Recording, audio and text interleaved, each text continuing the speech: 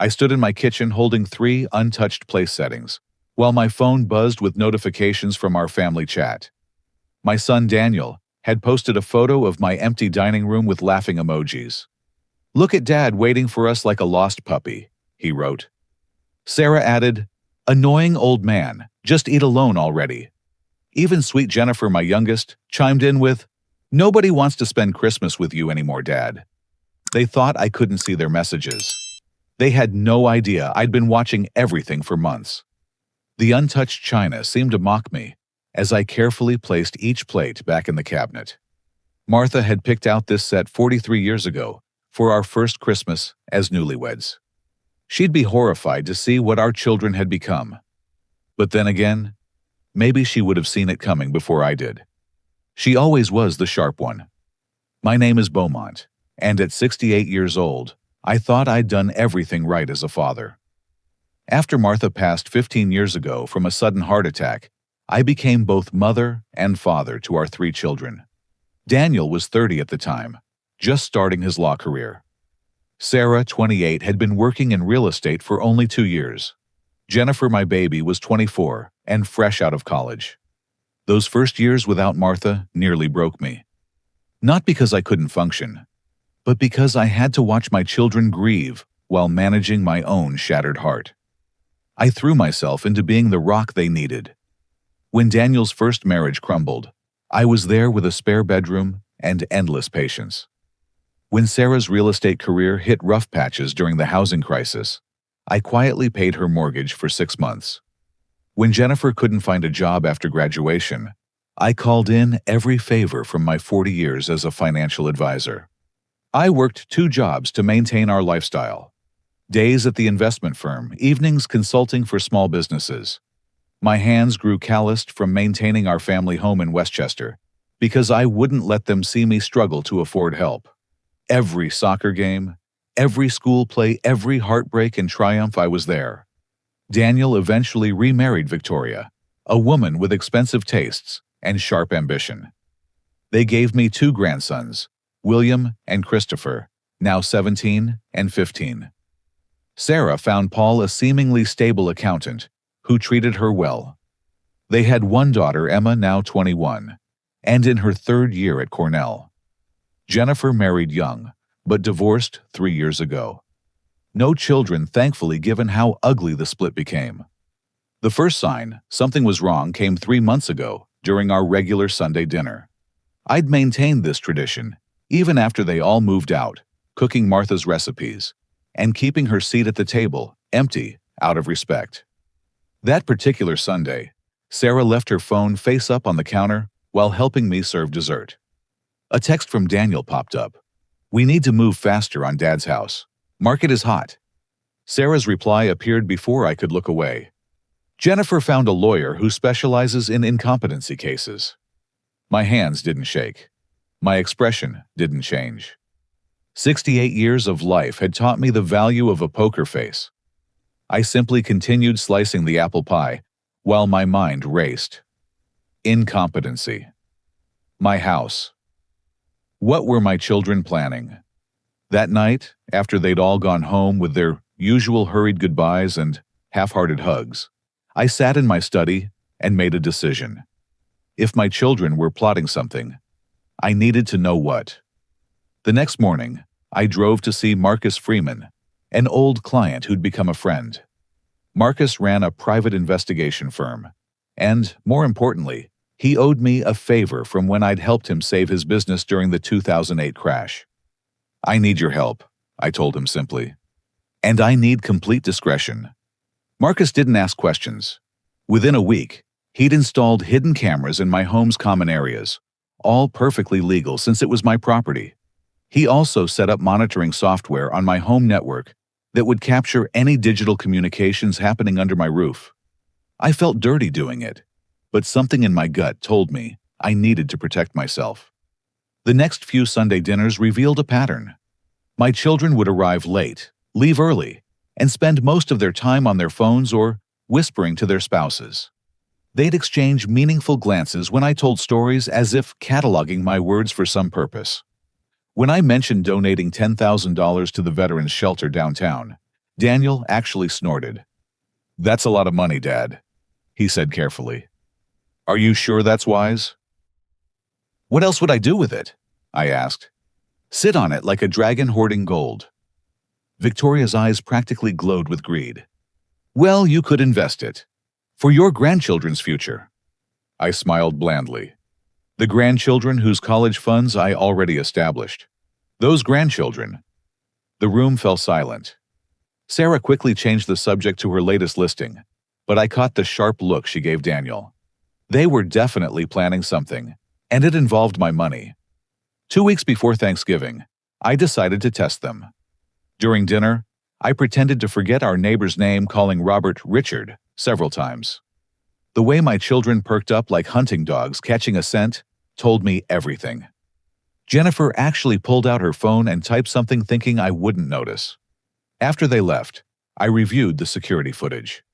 Jennifer had been recording our conversation holding her phone at just the right angle to capture video while appearing to simply have it in her lap. My youngest daughter, the one I'd walked down the aisle just 7 years ago, was building evidence against me. That night, I called Harrison Wallace, my attorney for the past 30 years. "Harrison, I need you to review all my legal documents, everything, and I need you to do it quietly." "Something wrong, Beaumont?" "I hope not," I said, staring at a family photo from Jennifer's wedding. "But I'm starting to think hope isn't enough anymore."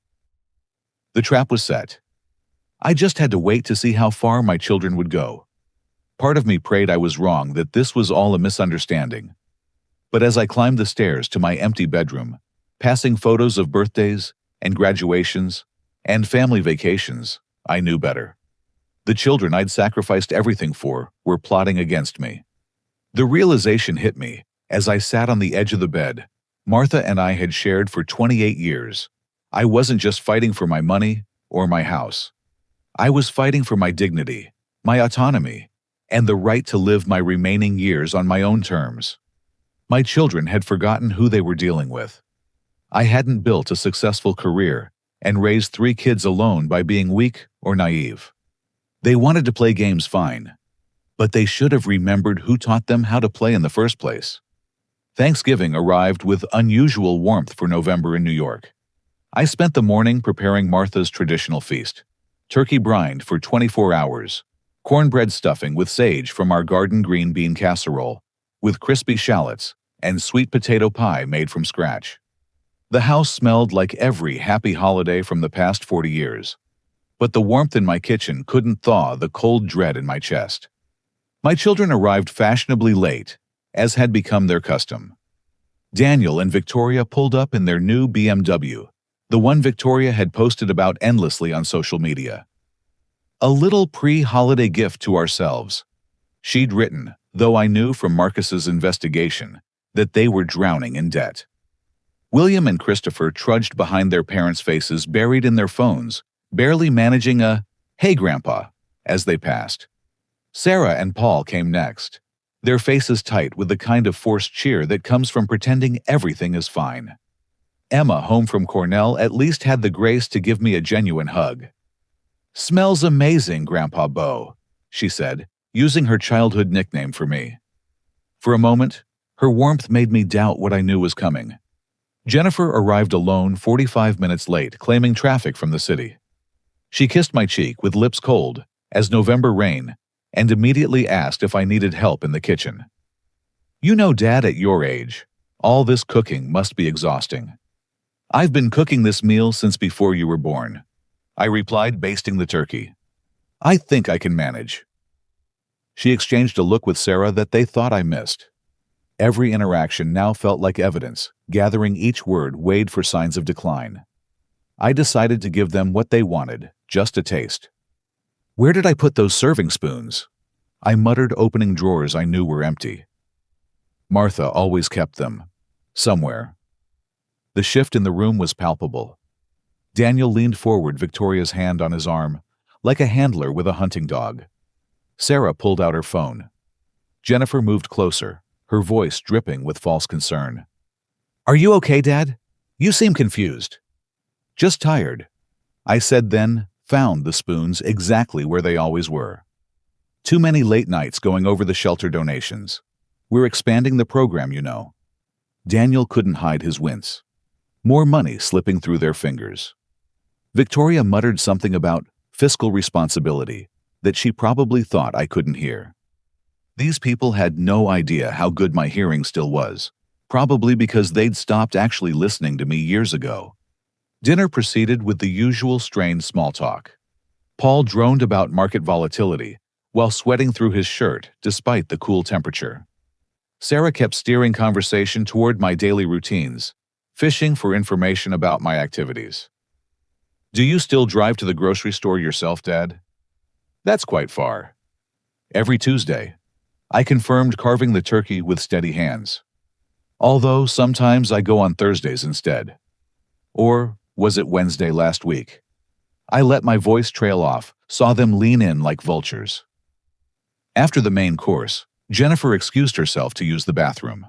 10 minutes later, she still hadn't returned.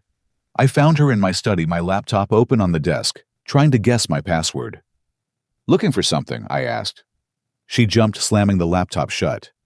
I thought I heard a noise. Your computer was making this sound.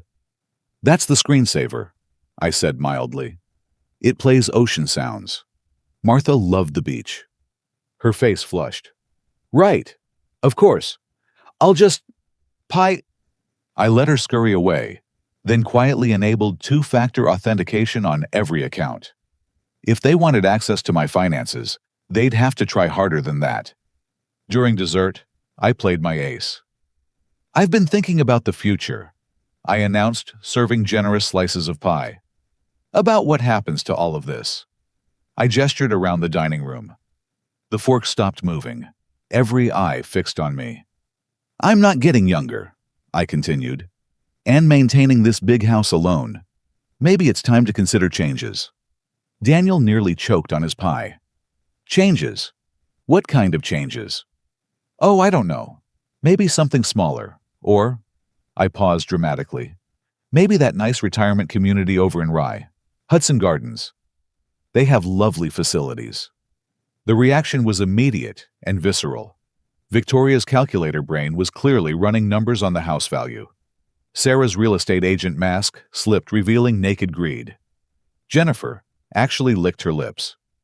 That's a big decision, Dad, Sarah managed. Maybe we should discuss this as a family. Of course, I agreed. Family decisions should include family. Speaking of which, how's your job going? Paul still at Henderson Associates. Paul's fork clattered to his plate. Sarah's face went white. Yes, Paul said too quickly. Going great. Really great. Marcus's report had revealed Paul had been let go 13 months ago. They'd been living on Sarah's commissions and credit cards, barely staying afloat.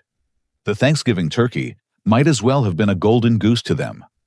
As they prepared to leave, stuffed with food and schemes, Jennifer lingered by the guest room. Dad, would it be okay if I stayed over? The traffic back to the city will be horrible. Of course, sweetheart, I said, knowing exactly why she wanted to stay. Your room is always ready. After the others left with their hasty goodbyes and empty promises to help clean up, I settled into my chair with a brandy, listening to Jennifer move around upstairs. The security camera in the guest room was perfectly positioned to capture her activities. I watched on my phone as she opened her laptop and began typing furiously. An hour later, claiming exhaustion, I bid her good night and retired to my room. But I didn't sleep. Instead, I activated the digital monitoring software Marcus had installed. Jennifer had connected to my home network, thinking she was safe. Every keystroke, every email, every document she accessed appeared on my screen. The emails between my 3 children painted a picture of coordinated betrayal that took my breath away. They'd been planning this for 2 years. 2 years of Sunday dinners, holiday gatherings, birthday cards signed "Love Always," while they plotted to have me declared incompetent. The details were meticulous and cruel. From Daniel to Sarah, dated 6 months ago. Dad's charity donations are bleeding the estate dry. If we wait much longer, there won't be anything left. Victoria found a doctor who's willing to evaluate him. For the right price, he'll find signs of dementia. Sarah's response. Jennifer's been recording everything. She has 17 videos showing his confusion. The editing software works perfectly. We can make him look completely lost. Jennifer, to both dated 3 weeks ago. Sunset Gardens has a bed available. It's expensive, but once we sell the house, we'll recoup everything. I've already talked to the admissions director. She's very understanding about difficult family situations. The coup de grace was a detailed financial breakdown Daniel had prepared. They knew about every account, every investment, every property I owned. The total came to $3.2 million, not counting the house. They'd already calculated their splits with adjustments for Daniel's gambling debts and Sarah's mortgage. But what hurt most was a casual comment in one of Sarah's emails. Remember how he used to bore us with those stories about Mom. Once he's in the home, we won't have to pretend to care anymore. Martha's stories. The woman who gave them life, who kissed their scraped knees, and celebrated their every achievement, reduced to an inconvenience. I discovered their meetings had been taking place in Daniel's law office after hours. They called them estate planning sessions in their calendars. The irony wasn't lost on me, the man who'd spent 40 years actually planning estates for grateful clients. The most damning discovery came from Jennifer's cloud storage. She'd been building a presentation titled Evidence of Decline. Videos of me from family gatherings edited to remove context, making normal senior moments look like serious confusion. Photos of my charitable donations with commentary about fiscal irresponsibility. Even a log of every time I'd mentioned Martha labeled as obsessive fixation on the deceased. They'd turned my grief into a weapon against me. I sat in the darkness of my bedroom, listening to Jennifer typing away down the hall, and felt something inside me harden into resolve. My children hadn't just betrayed me. They'd betrayed the memory of their mother, the values we'd tried to instill, the very concept of family itself. By 3 a.m, I'd seen enough. I opened a new document on my secure laptop and began typing.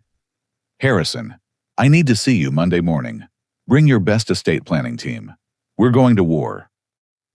As dawn broke over Westchester County, Jennifer finally closed her laptop and went to sleep, satisfied with her night's work. She had no idea that every keystroke had sealed their fate. The man they thought was a confused old fool had just gathered enough evidence to destroy them. I stood at my bedroom window, watching the sun rise over the garden Martha and I had planted together 30 years ago. I'm sorry, my love, I whispered to her memory. But they've left me no choice. The turkey carcass sat in my refrigerator stripped clean. How appropriate. My children thought they were picking my bones, but they'd forgotten one crucial fact: I wasn't dead yet. And Beaumont Richardson had never lost a fight that mattered.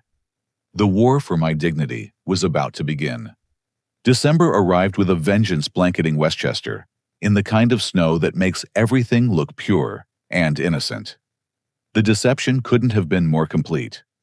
As I stood in my study, addressing Christmas cards with Martha's fountain pen, each stroke felt like signing battle orders. The cards to my children were special. Cream-colored cardstock with gold embossing, the kind Martha always insisted on.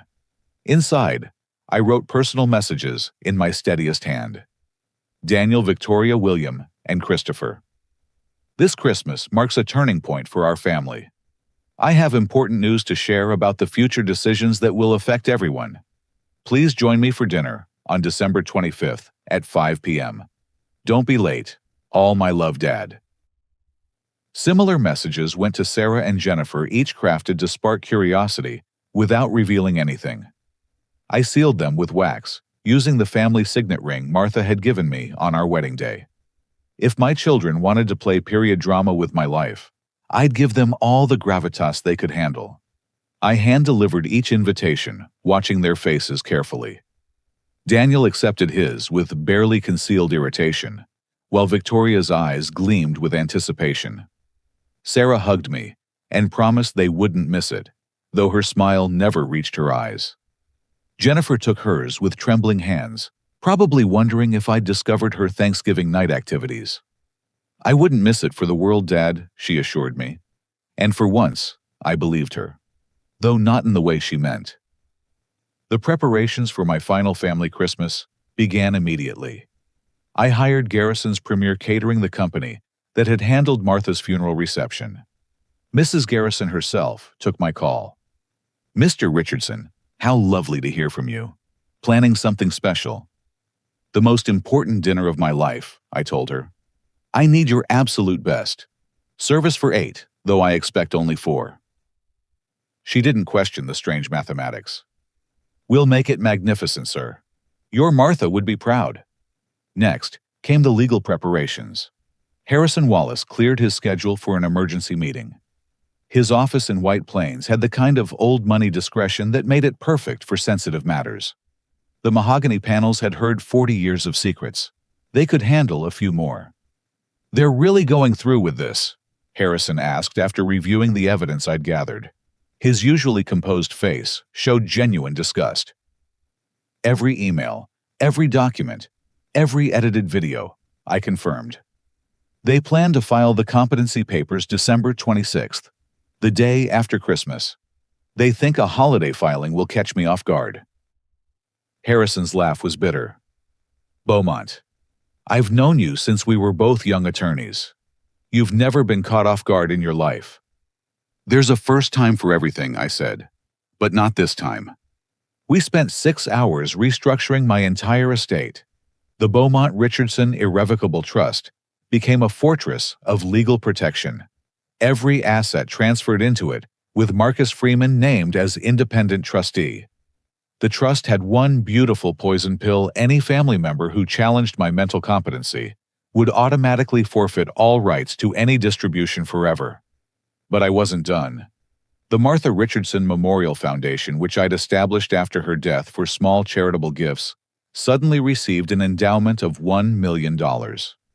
Its mission expanded to include a shelter for veterans experiencing homelessness, with my house designated as the future site upon my death or incapacitation.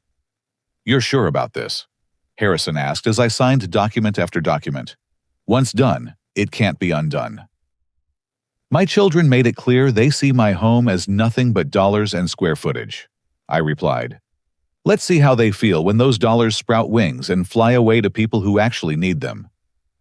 The masterstroke came when I updated my will. Each child would receive exactly $1 with a specific note, for reasons known to them, representing the value they placed on their father's love. The grandchildren, however, would receive generous educational trusts, accessible only for tuition books and living expenses during college or trade school. Not a penny could be touched by their parents. While the legal machinery ground away, I orchestrated the perfect stage for Christmas dinner. The dining room became a masterpiece of holiday decoration. Martha's best china, the Waterford crystal silver polished until it could blind. I even brought out the candelabra from our wedding reception stored in the attic for 15 years. The menu would be Martha's traditional Christmas feast crown roast of lamb with mint sauce, roasted winter vegetables, Yorkshire pudding, and her famous chocolate Yule log. Every dish carried a memory, each recipe written in her careful script in the cookbook she'd compiled for the children. The same cookbook they'd apparently forgotten existed. 3 days before Christmas, I sent confirmation texts to each child. The responses revealed their true intentions. Daniel: "We'll be there, Dad. Looking forward to your announcement." Sarah: "Can't wait, Paul's excited too. Should we bring anything?" Jennifer: "Wouldn't miss it. Save room for important discussions afterward." What they didn't know was that I'd hired a court reporter to wait in the kitchen, ready to transcribe every word spoken in the dining room. Harrison had also arranged for a digital forensics expert to authenticate the recordings from my security system. Every cruel word would be preserved in legal amber. On December 23rd, Marcus Freeman delivered his final report. The depth of my children's deception stunned even me. Daniel owed $800,000 to some very unfriendly people, debts accumulated through online gambling, and terrible investments. His law practice was failing hemorrhaging clients due to his erratic behavior. Victoria had been inflating their lifestyle with credit cards in my name, using information she'd gleaned during visits. Sarah's situation was equally dire. Paul hadn't worked in over a year, too proud to take a job beneath his former position. They'd borrowed against their house 3 times and were one payment away from foreclosure. Sarah had been telling clients, "I was planning to sell my house, hoping to get the listing when they had me committed." Jennifer's story broke my heart in a different way. Her divorce hadn't been about growing apart, as she told me. She'd been caught embezzling from her company to fund the same lifestyle her siblings enjoyed. Her ex-husband had covered it up to avoid scandal, but she'd lost everything in exchange. Now she lived in a studio apartment, pretending to still have her marketing executive job while actually working retail. They weren't just greedy. They were desperate, and desperate people do unconscionable things. Christmas Eve arrived with perfect snowfall like a movie set. I spent the day cooking each dish prepared with the same love Martha had always shown. The house filled with warmth and memories. I found myself talking to her as I worked the way I had for 15 years. "They've lost their way, my love," I said, basting the lamb. "But maybe losing everything else will help them find it again." That evening, I received a group text from the children. They'd started a chat without me, but someone had accidentally included my number. The messages flooded in before they realized their mistake. "Daniel, tomorrow's the day. Everyone stick to the plan." "Sarah, act surprised by whatever he says. We need genuine reactions for the video." "Jennifer, I've got the competency petition in my bag. We can file first thing Tuesday." "Daniel, by New Year's we'll have control. Sunset Gardens has a room ready." "Sarah, wait, Dad's on this chat." The messages stopped abruptly. 5 minutes later, Jennifer texted privately, "Sorry, Dad, wrong chat. We were planning your Christmas surprise." I replied simply, "Looking forward to all the surprises tomorrow." That night I couldn't sleep. Not from anxiety, but from a strange sense of peace. Everything was in place. The legal documents filed, the evidence preserved, the witnesses arranged. All that remained was the performance.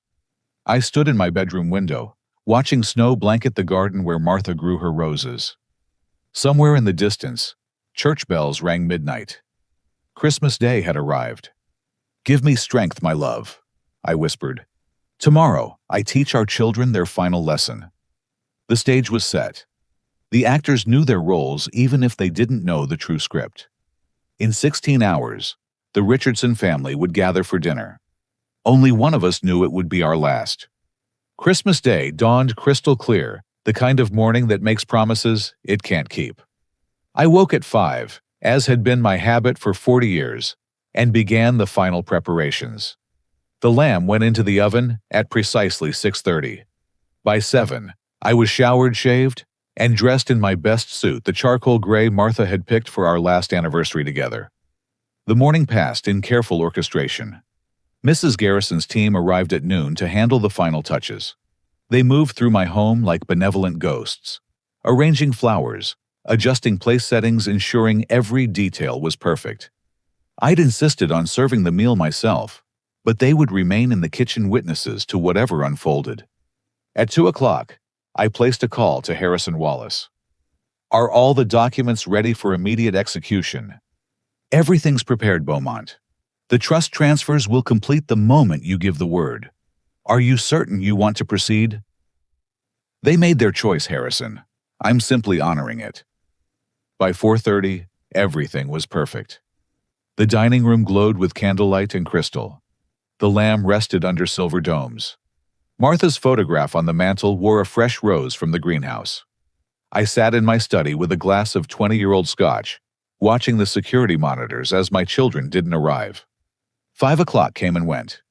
Then 5:15. At 5:30, my phone buzzed.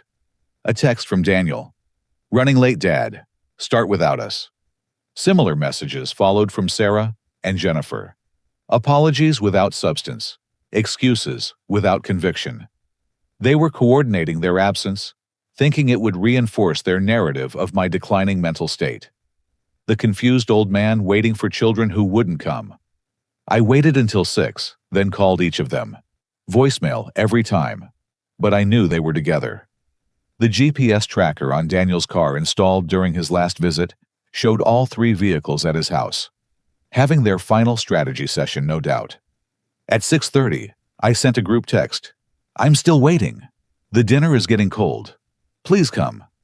The response came through their group chat, the one they thought I wasn't on.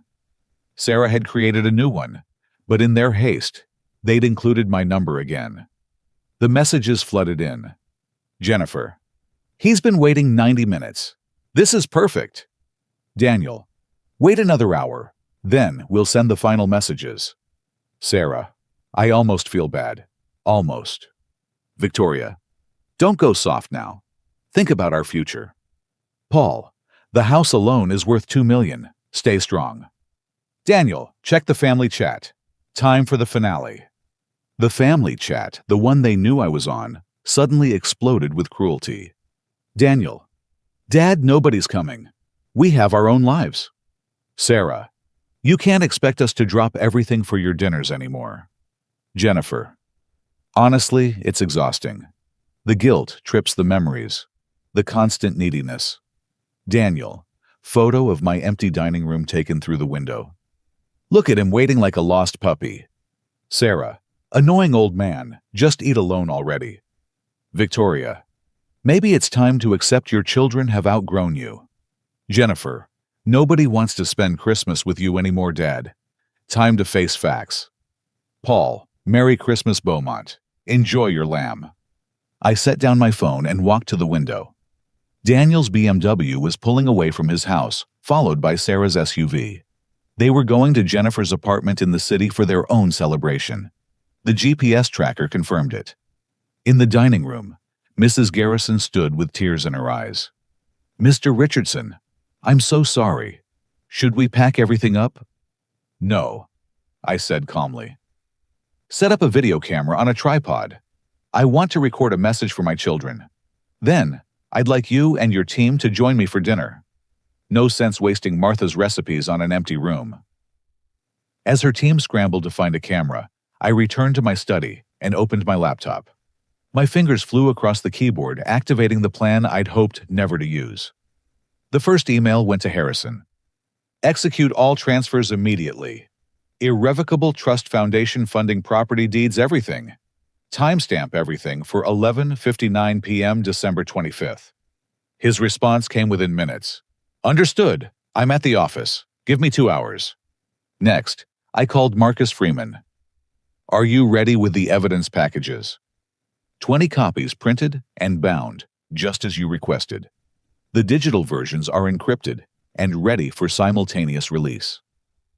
Send them. Every email address we discussed. Their employers, their creditors, their social circles. Everyone should receive them at exactly 12:01 a.m. "Beaumont, are you sure? Once this goes out." They posted pictures of my empty dining room on social media, Marcus. They've made their choice public.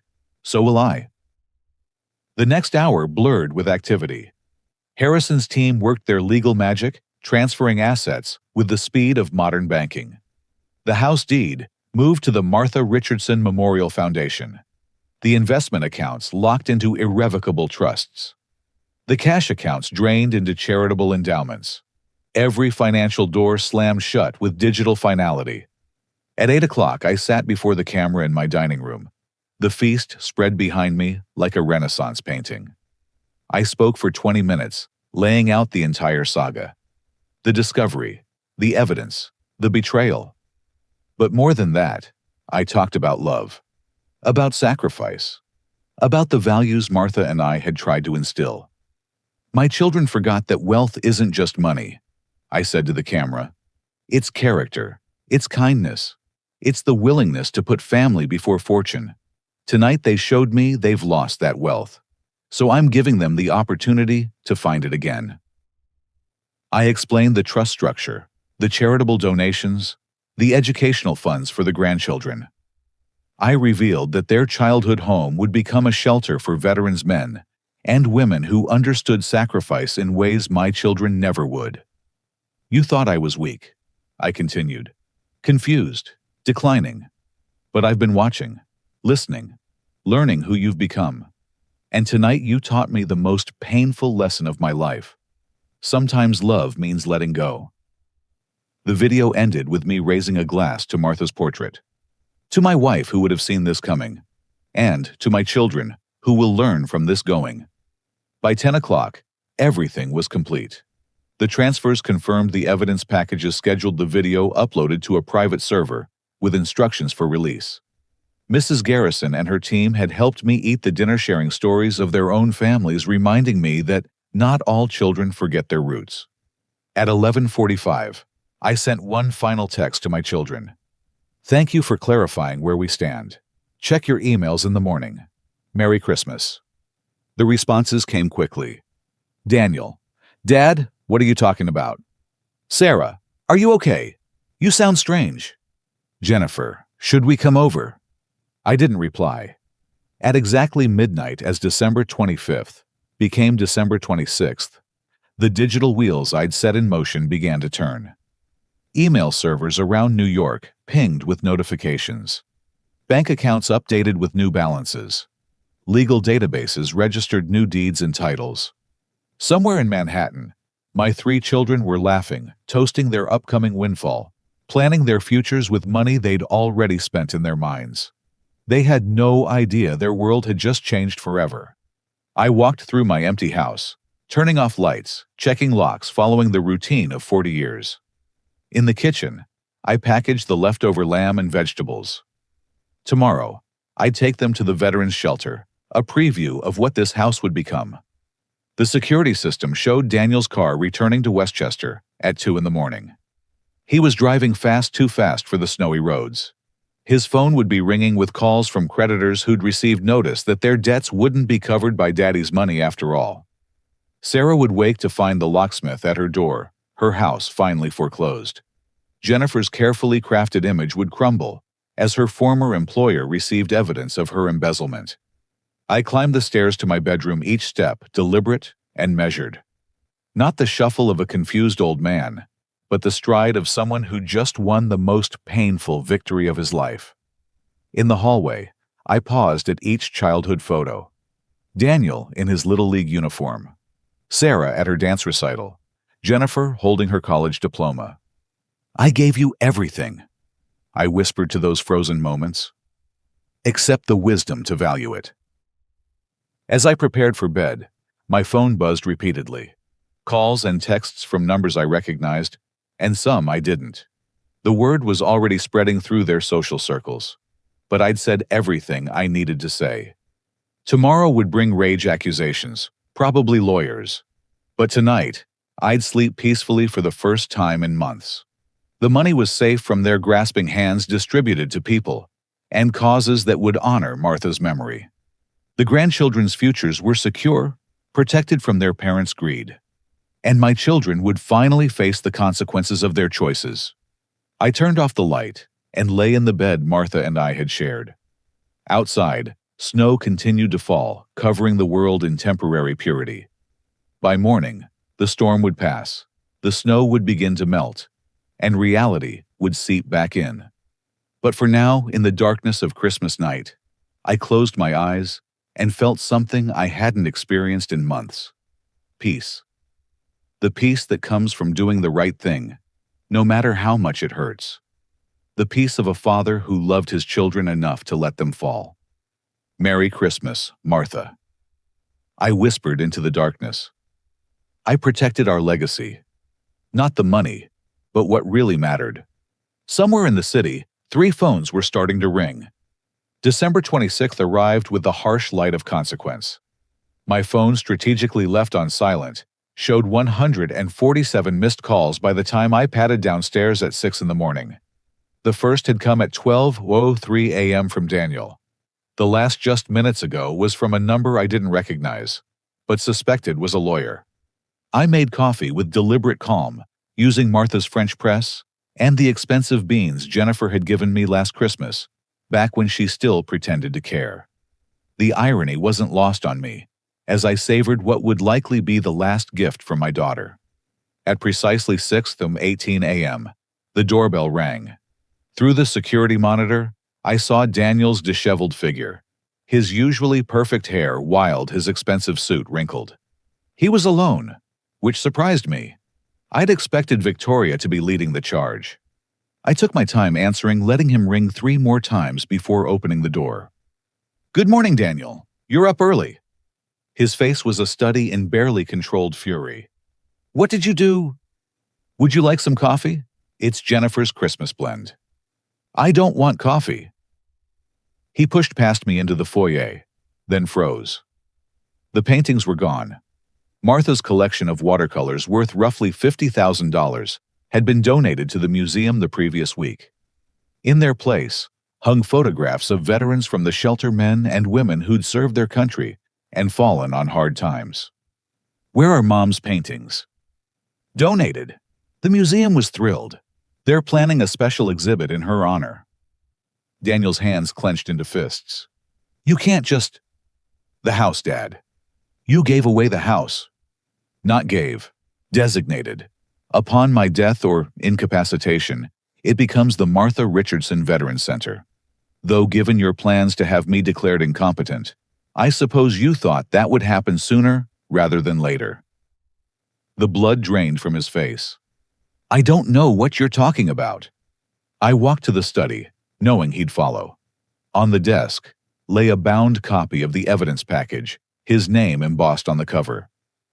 "Page 12 has the email where you discuss bribing Dr. Kellerman to diagnose me with dementia. Page 37 covers your plan to use power of attorney to pay off your gambling debts. Would you like me to continue?" He sank into the leather chair across from my desk, the same chair where he'd sat as a boy confessing to breaking windows or failing tests. But this wasn't about broken glass or poor grades. This was about a broken family. "The gambling debts, Dad, they're going to kill me." "No, they're going to collect what you owe through legal channels. Your house, your cars, your practice. But they won't kill you. That's just your dramatics talking." "You don't understand. These aren't normal creditors." Page 53 of your package includes surveillance photos of your meetings with them. Turns out they're more interested in having a lawyer in their pocket than breaking his legs. Though now that you won't be practicing law anymore. "What?" The State Bar Association received their package at midnight. Given the evidence of embezzlement from client escrow accounts, I imagine your license will be suspended by noon. The doorbell rang again. This time, it was Sarah and Paul, followed immediately by Jennifer in a separate Uber. I let them all in, herding them to the living room like wayward sheep. They looked smaller, somehow diminished by the weight of their schemes collapsing. Sarah was crying, mascara streaking her cheeks. "Dad, our house. They're foreclosing today. Today. On the day after Christmas." Actually, the foreclosure was finalized 3 weeks ago. The bank was simply giving you grace through the holidays. Very charitable of them, I thought. Paul, sweating, despite the cool morning, spoke for the first time in months with genuine emotion. "Beaumont, I know we've had our differences, but Sarah's your daughter. You can't let her be homeless." "Homeless?" I laughed, though there was no humor in it. "Like the veterans you wanted to evict from the downtown shelter to build luxury condos. Those homeless." Jennifer remained silent, clutching her phone like a lifeline. She'd always been the smartest of the three, and I could see her calculating, trying to find an angle. "The trust," she finally said. "If we challenge it, we could argue undue influence. You weren't in your right mind when you changed everything." "Interesting legal theory," I mused. "Except the trust was created 2 weeks before you started recording our conversations. Before any of your evidence of my decline. Plus, there's the poison pill clause. Challenge my competency, lose everything forever. Your choice." "We'll contest the will then," Daniel interjected, some of his lawyer's bravado returning. "What will? I'm not dead, son. Though apparently you've been planning for that too. Page 78 of your package includes the life insurance policies you've been paying for. Quite substantial ones." Sarah gasped. "Daniel, you didn't." "It was Victoria's idea," he said quickly. Too quickly. "Where is your wife, by the way?" I asked. I expected her to be leading this charge. Daniel's face crumbled. She left. When the creditors started calling at midnight when she realized there was no money coming, she packed her bags and left. Took the boys to her mother's. The boys. My grandsons. I moved to the mantel where their pictures still held places of honor. Did you know William called me last week? He wanted advice about colleges. I told him about the educational trusts I'd set up years ago. He was grateful. Said it was good to know someone in the family thought about his future beyond money. You turned our children against us. Sarah's voice rose to a shriek. No, dear. You did that yourselves. Emma called me too. Wanted to know why her parents were meeting with elder law attorneys. She'd overheard you discussing putting me in a home. She's changing her major to social work, by the way. Says she wants to help protect vulnerable seniors from financial exploitation. The doorbell rang again. This time it was Harrison Wallace, impeccable, despite the early hour, followed by two associates carrying boxes of documents.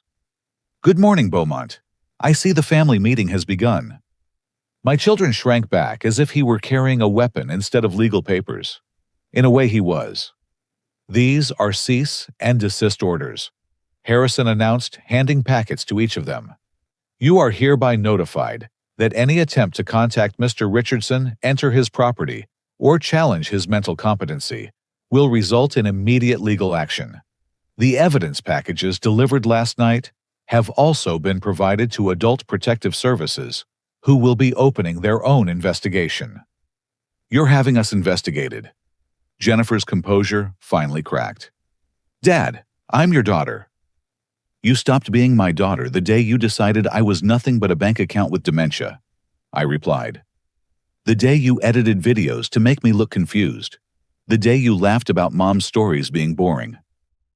Harrison continued with clinical precision. Mr. Richardson has also asked me to inform you that the grandchildren's educational trusts remain intact. However, any attempt by you to access or influence these funds will result in their immediate transfer to charity.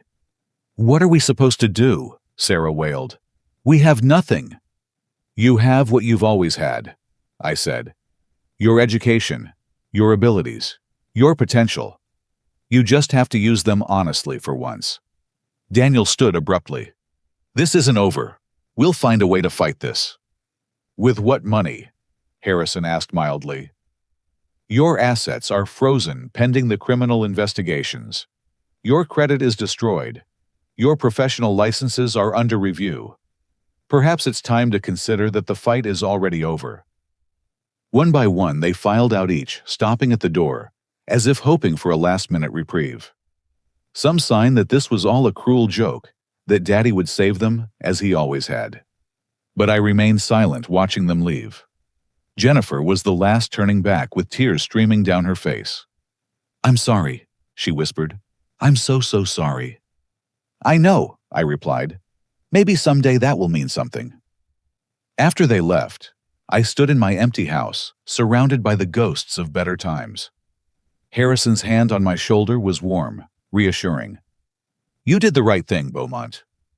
Did I? I've destroyed my own children. No, my friend. You've given them the gift of consequence. What they do with it is up to them. As Harrison and his team packed up their documents, I walked through each room, seeing it with new eyes. This wouldn't be my house much longer. I'd already started looking at smaller places, maybe a cottage near the water where Martha and I had honeymooned. Somewhere without ghosts. The doorbell rang one more time. I almost didn't answer it, exhausted by the morning's confrontations. But something made me look at the monitor.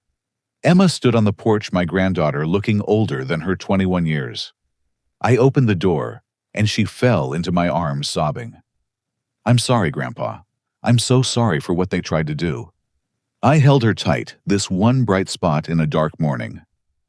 You have nothing to apologize for, sweetheart. What's going to happen to them? That's up to them now. But what about you? You're welcome here anytime. She pulled back, wiping her eyes. Actually, I wanted to ask, the Veterans Center you're planning. Will you need volunteers? I'd like to help. For Grandma. For the first time in months, I felt genuine warmth in my chest. Maybe all wasn't lost. Maybe the next generation could learn what their parents had forgotten. She would have loved that, I said. And yes, we'll need all the help we can get. As Emma and I shared coffee and memories of Martha, my phone continued its insistent buzzing. Lawyers, creditors, family friends who'd received the packages. The fallout would continue for weeks, maybe months. But sitting there with my granddaughter planning a future that honored the past, instead of plundering it, I felt something I hadn't expected: hope. The morning after revealed the wreckage of my family. But from wreckage sometimes comes rebuilding. And maybe something stronger than what was there before. 2 weeks into the new year, the full weight of consequences crashed down upon my children like an avalanche they'd triggered themselves. I watched from a careful distance, receiving updates through Harrison and Marcus, while maintaining the no-contact order that protected my peace of mind. Daniel's fall was perhaps the most spectacular. The state bar moved with unexpected speed, suspending his license pending a full investigation. His law firm, Preston and Associates, dissolved their partnership within 48 hours of receiving the evidence package. 20 years of building a practice gone in 2 days. The gambling debts came due with violent urgency. Not physical violence as Daniel had dramatically predicted, but financial brutality that stripped him bare. The BMW disappeared, first repossessed in the middle of the night. Then the house sold at auction for barely enough to cover the primary mortgage. Victoria, true to form, filed for divorce before the ink dried on the foreclosure papers. I learned about his living situation from William, who called me against his parents' wishes. Dad's staying in a motel off Route 9. My grandson reported, his voice thick with disgust. Mom won't let him stay with us at Grandma Victoria's. Says he's not her problem anymore. Sarah's dissent was quieter, but no less complete. The real estate brokerage that had employed her for 15 years terminated her contract after learning about the secret listing of my house. Word spread quickly in the small world of Westchester real estate. Nobody wanted an agent who would list her own father's house while planning to have him declared incompetent. Paul surprised everyone by leaving. Not dramatically, not with accusations or fights. He simply packed his things and moved back to Ohio, where his brother offered him a job in his hardware store. Sarah woke up one morning to find his closet empty and his wedding ring on the dresser with a note, "I can't be part of this anymore." She'd called me from a blocked number, sobbing so hard I could barely understand her. I didn't pick up, but I listened to the voicemail. 20 minutes of apologies, recriminations, and pleas for help. The same daughter who'd laughed about me eating alone on Christmas now faced her own empty table. Jennifer's situation evolved differently. Of the three, she alone seemed to grasp the full weight of what they'd done. Instead of fighting or fleeing, she faced the consequences head-on. When her former employer threatened prosecution for the embezzlement, she negotiated a settlement, full restitution over 5 years, and a signed confession in exchange for no jail time. She took a job at a department store, working retail during the day and stocking shelves at night to make the payments. Her apartment grew smaller, her designer clothes replaced by uniforms, her social media presence vanished overnight. But something in her seemed to straighten rather than break. It was Marcus, who told me about seeing her at a bus stop at 5 in the morning, heading to her early shift. She looked tired. He reported, but not defeated. Almost relieved. The investigation by Adult Protective Services moved forward with thorough efficiency. Each child was interviewed, their devices subpoenaed, their edited videos, analyzed by experts who easily spotted the manipulation.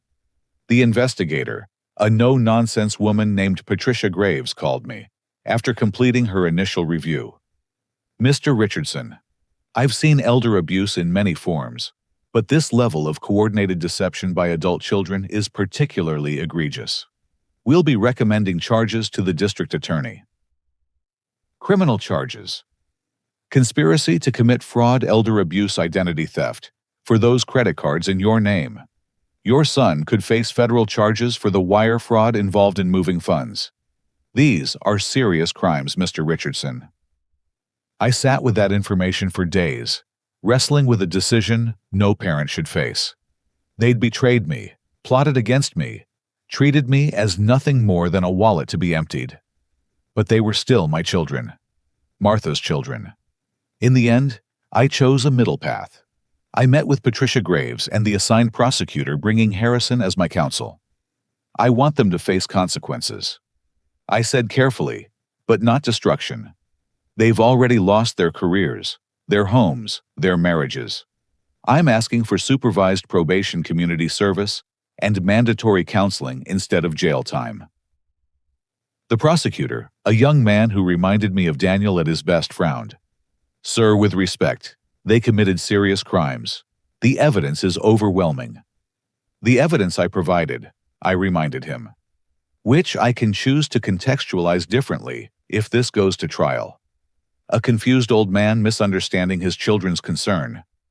Harrison squeezed my shoulder in warning, but I continued. I'm not protecting them from consequences. I'm asking that those consequences serve rehabilitation rather than just punishment. Make them work at senior centers. Make them see the humanity of the people they were so willing to warehouse. After much negotiation, we reached an agreement. Guilty pleas to reduced charges, 3 years probation, 500 hours of community service specifically with elderly populations, and mandatory family counseling. They'd have criminal records, but not prison sentences. The meeting where I informed them of this arrangement was the first time I'd seen all three together since the morning after Christmas. We met at Harrison's office, the neutral ground, feeling somehow appropriate for this family battlefield. They looked smaller, grayer, worn down by weeks of loss. Daniel's expensive suit had been replaced by khakis and a polo shirt. Sarah's perfect makeup couldn't hide the stress lines or the fact that she'd clearly been cutting her own hair. Jennifer looked the most changed, her designer facade stripped away to reveal something rawer, but perhaps more honest. The district attorney has agreed to my proposal. I began without preamble. You'll plead guilty to misdemeanor elder abuse and attempted fraud. Probation, not prison. Community service at senior centers. Counseling. It's more than you deserve, but less than you feared. Why? Daniel asked, his voice hoarse. After everything we did. Because your mother would want me to leave room for redemption. Because your children need to see that even the worst mistakes don't have to define us forever. Because despite everything, I'm still your father. Sarah broke down completely. We threw it all away. Everything you built, everything you taught us for money we didn't even need.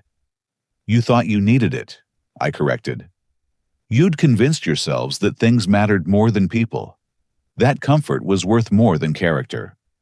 Many people make that mistake. Few get such a clear chance to learn from it. Jennifer spoke up, her voice steady. I've been going to therapy. On my own, not court-ordered.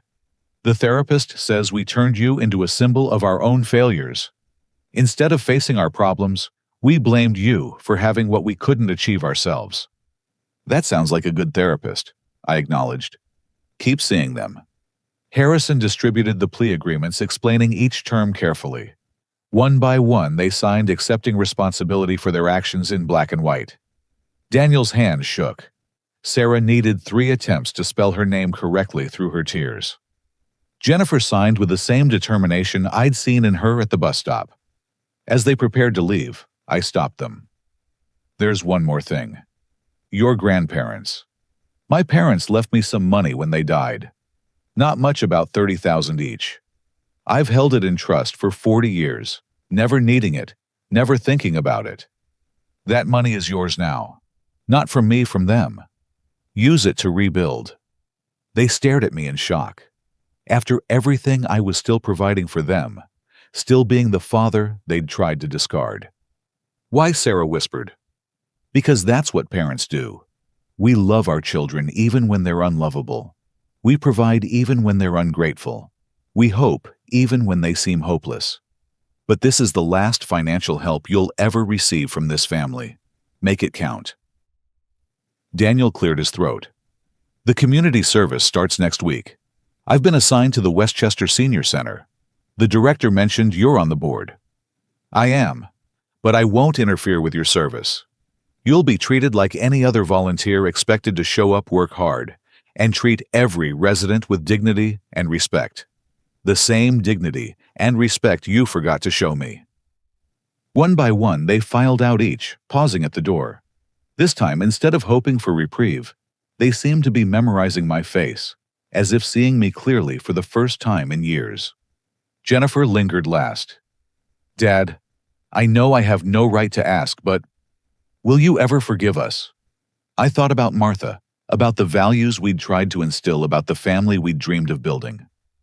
Forgiveness isn't a single act, Jennifer. It's a process. You've taken the first step by accepting responsibility. Keep walking that path, and maybe someday we'll meet somewhere along it. After they left, I sat in Harrison's conference room staring at the signed plea agreements. My children were now convicted criminals, their futures forever marked by their choices. But they were alive, free to rebuild, able to learn and grow, and maybe eventually redeem themselves. You're a better man than I am, Harrison said softly. I don't think I could have shown that much mercy. It's not mercy, I corrected. It's hope. The same hope every parent carries, that their children will eventually become the people we raised them to be. That evening, I had dinner with my grandchildren. William, Christopher, and Emma had asked to meet regularly, wanting to maintain their relationship with me despite their parents' actions. We met at the small Italian restaurant where Martha and I used to celebrate anniversaries. Grandpa William said over pasta, I'm sorry about Dad, about all of them. Their choices aren't your burden to carry, I assured him. You're writing your own story. Make it a better one. Emma raised her water glass. To Grandma Martha, may we honor her memory by being better than those who came before us. We clinked glasses, 3 generations trying to bridge the gap torn by the middle one. It wasn't the family I'd imagined, but it was the family I had. And maybe with time, and work, and a lot of forgiveness, it could become something worth saving. The reckoning had come and gone, leaving scars and possibilities in equal measure. Justice had been served, tempered with mercy. Now came the harder part, learning to live with the aftermath, to build something new from the ruins of what was lost. As I drove home that night, I passed the senior center, where Daniel would soon begin his service. The lights were on, residents visible through the windows, playing cards, sharing stories, living their lives with dignity. In a week, my son would walk through those doors, hopefully, to begin understanding what he'd nearly stolen from me. The night was clear, stars visible despite the light pollution of suburban New York. Somewhere up there, Martha was watching.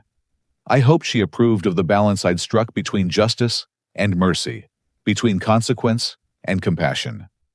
We're not done yet, I whispered to her memory. But we're trying.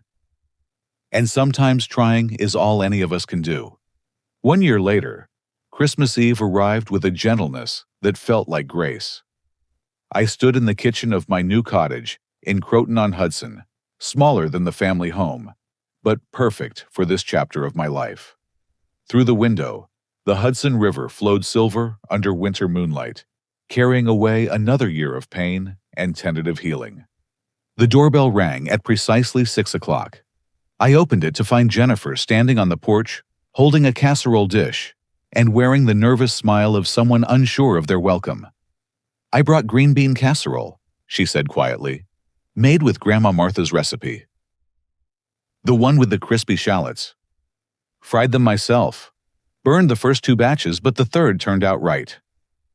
I stepped aside to let her in, marking this first crossing of my threshold since last Christmas. She moved carefully, as if afraid sudden movements might break whatever fragile peace we'd built, through a year of cautious emails and supervised interactions at the senior center. She set the casserole on the counter and looked around. The cottage is lovely, Dad. Cozy. It suits me. Less space to rattle around and more time to spend at the Veterans Center. The Martha Richardson Veterans Center had opened in September, transforming my former home into a haven for 24 formerly homeless veterans. I served as board president, spending most days there, but always returning to this cottage where memories didn't echo quite so loudly. I saw the article in the Times, Jennifer said, about the center's opening. The photo of you cutting the ribbon. You looked happy. I was. Am. It's good work, meaningful work. Your mother would have loved it. A silence fell between us, not entirely comfortable, but no longer hostile. Jennifer had worked her required community service hours with dedication that surprised everyone, including herself. She'd started at the senior center filing papers, but ended up leading daily activities discovering a gift for patients she'd never known she possessed. "How's the job?" I asked, pouring coffee from the pot I'd prepared. "Good. Better than good, actually." She worked full-time now as an activities coordinator at a different senior facility, her marketing skills translating surprisingly well to creating engaging programs for residents. "My supervisor says I have a natural rapport with the elderly." Ironic, considering. "Not ironic, redemptive. You learn from your mistakes. That's all anyone can ask." The doorbell rang again. William and Christopher entered, my grandsons having grown even taller in the past year. They hugged me with easy affection, the awkwardness of their parents' actions fading with teenage resilience. "Grandpa B," Christopher handed me a wrapped gift. "Mom said we could only come for an hour, but we wanted to see you." "Is your mother waiting in the car?" William nodded. She's trying, Grandpa. The divorce is almost final and she's been different lately. Less angry." Victoria's departure had been the best thing that could have happened to Daniel, though he couldn't see it at the time. Without her constant pressure for status and wealth, he'd begun to find himself again. Emma arrived next, with her boyfriend, a serious young man named Robert, who worked at the Veterans Center. She'd graduated early, thrown herself into social work with the passion of someone making amends for family sins she didn't commit. Her relationship with her mother remained strained, but she visited Sarah weekly, slowly rebuilding trust. "Where's Daniel?" Jennifer asked as we settled around my small dining table. "Working," I replied. "He volunteers at the shelter on Christmas Eve now. Says it helps him remember what matters." My son had perhaps traveled the furthest in his journey of redemption. After losing everything, he'd started over as a public defender, using his legal skills to help those who couldn't afford representation. The salary barely covered his rent in a studio apartment, but I'd never seen him more at peace. The gambling addiction that had driven his desperate schemes was being addressed through intensive therapy and GA meetings. Sarah remained the most broken, the most resistant to change. She lived with a cousin in Connecticut, working as a receptionist at a medical office. Her required community service had been completed with minimal effort, her counseling sessions attended, but not embraced. Of all my children, she clung most tightly to her resentment, unable yet to see past her losses to potential gains. "She'll come around," Jennifer said, reading my thoughts. "She just needs more time." "Time I have," I replied. "Hope is harder to maintain." We ate dinner together, this strange amalgamation of family. Jennifer had indeed mastered the green bean casserole. The boys told stories from school. Emma shared news about her graduate program. Slowly, carefully, we built new memories to balance the painful ones. After dinner, as the others cleared dishes, Jennifer asked to speak privately. We stepped onto the small deck overlooking the river. "Dad, I need to tell you something. I've been writing. Not for work, just processing everything. My therapist suggested it." She pulled out a manila envelope. "I wrote about what we did to you, what I did, every detail, every terrible choice. And then, I wrote about this year, about learning to see elderly people as humans again, instead of problems to be managed." That sounds therapeutic. A publisher wants it. Her voice dropped to almost a whisper. They think it could help other families avoid our mistakes.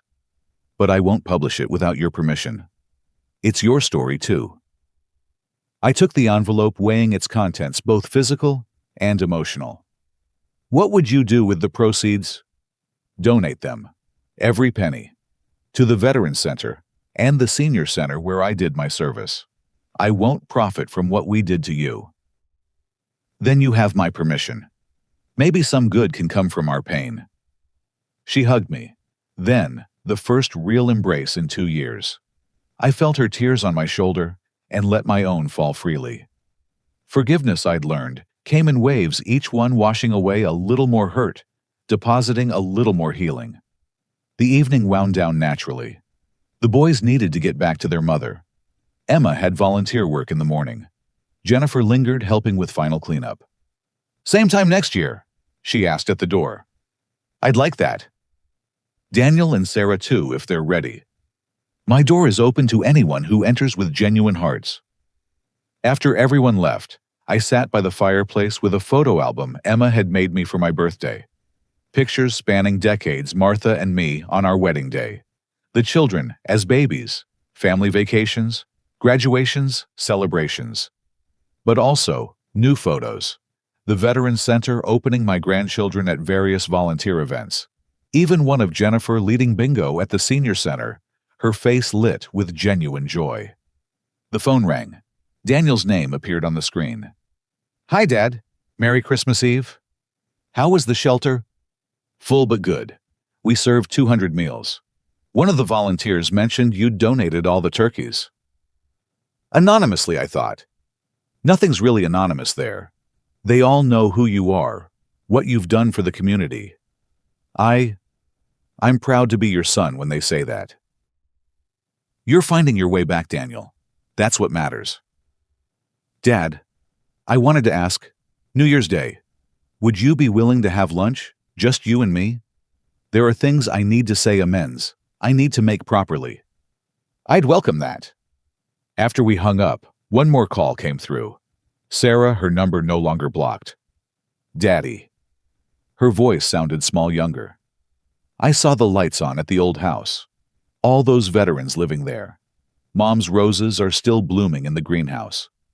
Robert tends them carefully. He was a gardener before his deployment. It looks like she would have wanted, full of life and purpose. Yes, I think she would approve. A long pause, then, I'm not ready yet. To see you, to face what I did. But I wanted you to know I'm trying. The therapy is helping. Maybe by spring. Spring is a time for new growth. I'll be here when you're ready. She hung up without saying goodbye, but calling it all was progress.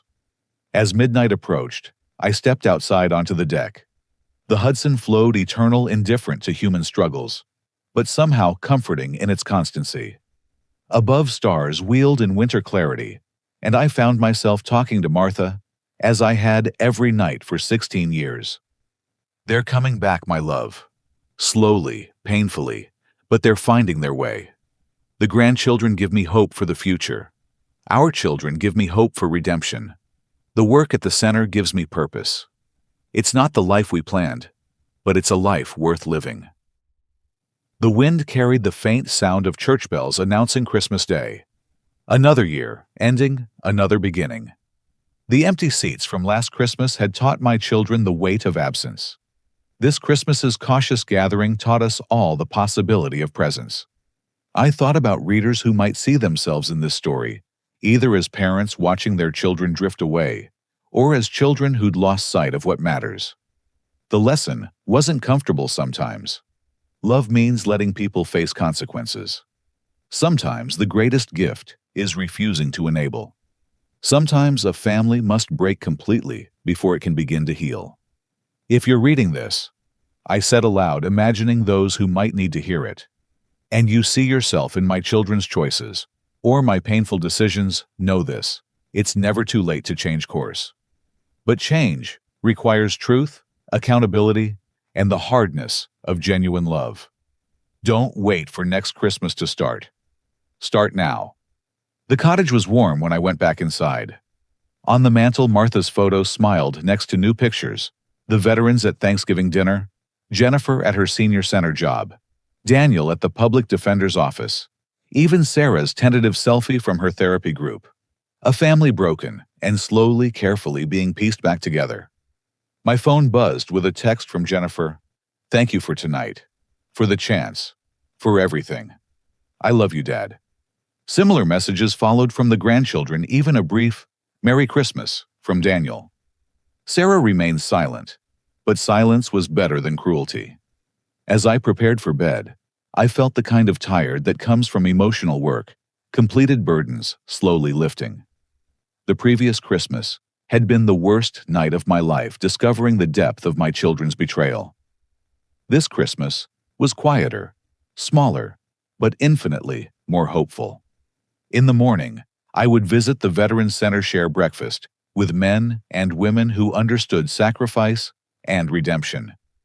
In the afternoon, I'd volunteer at the shelter where Daniel worked, serving those with even less than we had. In the evening, I'd read Jennifer's manuscript, helping shape our family's pain into something useful for others. Life at 69 wasn't what I'd expected. It was harder in some ways, lonelier in others. But it was also more purposeful, more authentic. I'd lost the family I thought I had, but was slowly discovering the family we could become. The last thing I did before sleeping was send a message to my small contact list, the other parents and grandparents I'd met through this journey, who faced similar betrayals, similar choices. Merry Christmas to all who've learned that love sometimes means letting go, that strength sometimes means standing firm, and that hope sometimes grows in the ruins of what we've lost. May your boundaries be strong, your hearts be soft, and your futures be brighter than your past. Remember, we're not alone in this journey. As sleep finally came, I felt Martha's presence like a warm blanket, approving, encouraging, reminding me that our story wasn't over. Our children had lost their way, but they were finding it again, one halting step at a time. Our grandchildren were writing new chapters with better endings. Our legacy lived on in the veterans finding home in our old house, in the seniors Jennifer now served with joy, in the clients Daniel defended with passion, born from understanding failure. We'd all eaten alone last Christmas. This year, we'd shared a meal, tentative but real. Next year, God willing, we'd share more.